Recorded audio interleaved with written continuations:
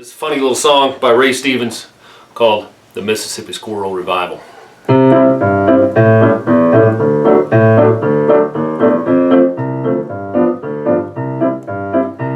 Well, when I was a kid, I'd take a trip every summer down to the Mississippi and visit my old granny in her antebellum world.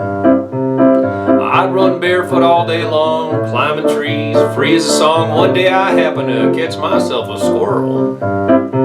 Well, I stuffed him down an old shoebox and punched a couple of holes in the top, and when Sunday came, I snuck him into church. I was sitting way back in the very last pew, showing him my good buddy Hugh, when that squirrel got loose and went totally berserk.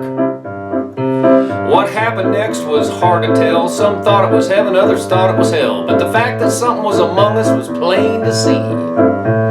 As the choir sang "I Surrender All," that squirrel ran up Harv Newman's coveralls, and Harv jumped up and said, "Something's got a hold on me."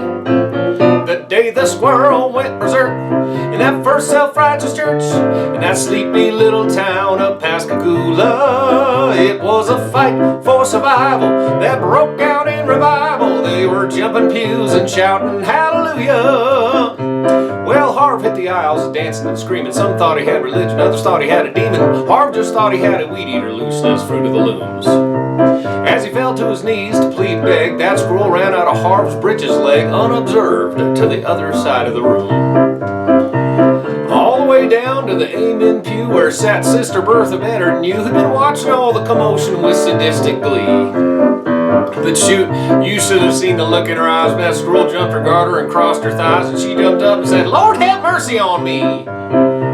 As that squirrel made laps around her dress, she began to cry and then to confess to sins that would make a sailor blush with shame. Well, she told a gossip in church dissension, but what really got the most attention was when she started talking about her love life and started naming names. The day the squirrel went berserk in that first self-righteous church in that sleepy little town of Pascagoula, it was a fight for survival that broke out in revival. They were jumping pews and shouting hallelujah.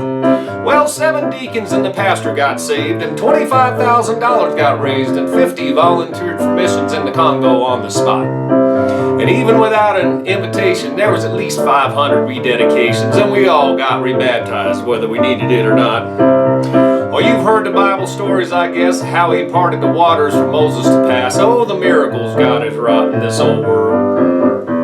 But the one I'll remember to my dying days, how he put that church back on the narrow way with a half-crazed Mississippi squirrel. That day the squirrel went berserk in that first self-righteous church in that sleepy little town of Pascagoula. It was a fight for survival that broke out in revival. They were jumping pews and shouting hallelujah.